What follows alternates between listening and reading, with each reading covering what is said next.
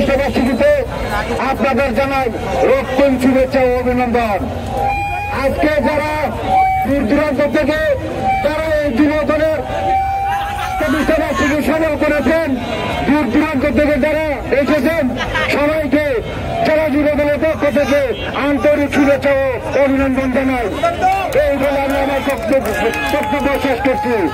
বাংলাদেশ জিন্দাবাদ।